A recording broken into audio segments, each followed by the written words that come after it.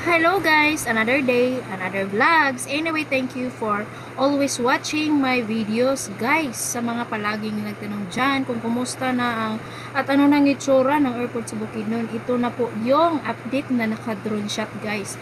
Kunti na lang no, malapit na talaga siyang matapos at ang passenger building, pero guys, hindi lang yan ang building na ginawa dyan. Kita nyo naman na may iba pang kahit na tapos na yung PTBO passenger terminal building, hindi pa talaga yan pwedeng ma-fully open dahil kailangan tapusin muna guys yung iba. At alam kung marami pa sa atin ang excited guys, lalo na sa mga taga Bukidnon, basta palagi nyo lang kayong naka-subscribe sa aking YouTube channel nga Just Vlog para palagi kayong naka-update. Again, thank you for watching guys. Please share guys, and also I would like to thank Dano, a very supportive partner in my life, lalo na sa pagba-vlogs.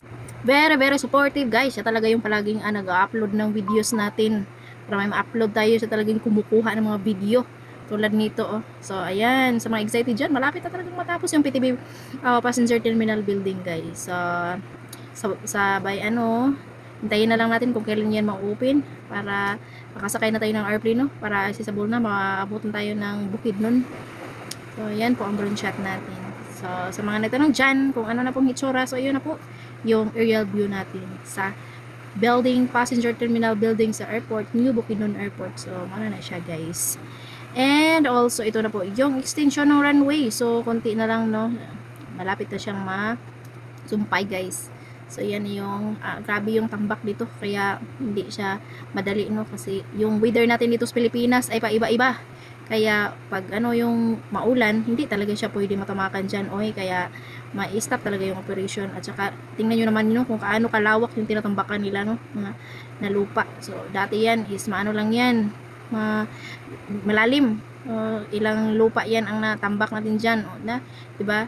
So at least maliit na lang no, malapit na siyang matapos, kaya lang minsan mapadelay kasi yung weather natin dito is hindi stable. May bigla na lang pag ulan, pag gabi, then pagka umaga hindi naman maka-operation. So yan na yung runway ng airport guys.